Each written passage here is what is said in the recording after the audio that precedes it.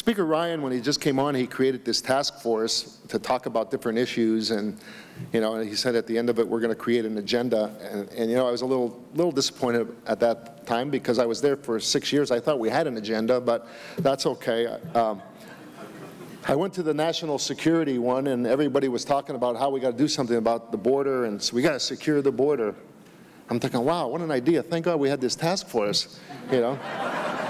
We never would have figured that out. We put these great minds together, and look what we came up with. So I raised my hand and I said, listen, that's great. We should have done that a long time ago, but nonetheless, I said, we got to do something about people who overstay their visa, because this is how terrorists are going to get into the country. And everybody's head was nodding, and they were all excited, and I said, so I happen to have a bill that would do something about it. And all the head nodding stopped, and you couldn't hear a pin drop in that room at the time. So I got up and I left and I went to my office. I said, listen, tell everyone I want to run my bill. Seems like this task force, we have an agreement. Basically what I was told is, well, we can't really run your bill because your bill has the word visa in it, and we don't want to upset tourism. See, what will upset tourism when Americans get blown up in an airport? That's what's going to upset tourism. And I realized that here we are again, here I am again, in a place that does a lot of talking, but really doesn't have the courage or the backbone to do anything about this issue. I started as a mayor and talked about illegal immigration. I was called a one-trick pony, and illegal immigration, it's just one issue. And I said, no, it's not. The American people are angry. The American people are angry. Our ancestors, we know how America was founded. America was founded by immigrants people came from all over the world, but this was a country of laws, and that's why they wanted to come here.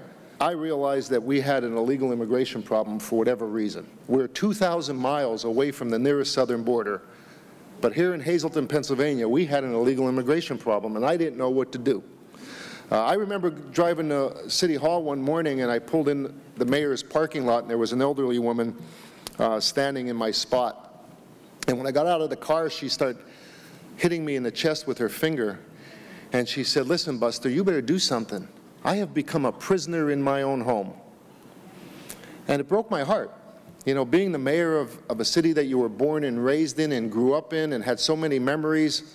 And I walked in City Hall and I thought, while I was mayor, this is how people were living their life, that they could no longer sit on their porch, that they were afraid to go out. So I went to Congress, and the very first bill I introduced in 2010, the very first thing I did is I wanted to go after those mayors who declared their cities sanctuary cities. See, I was a mayor that got sued and dragged through the mud because I wanted to enforce federal laws. This is a country of laws, and I still believe in the rule of law. And here were mayors all over America who were thumbing their nose at the government, declaring sanctuary cities. So I introduced my very first bill that would mobilize against sanctuary cities, and it would withhold every single federal cent to any city that declared itself a sanctuary city.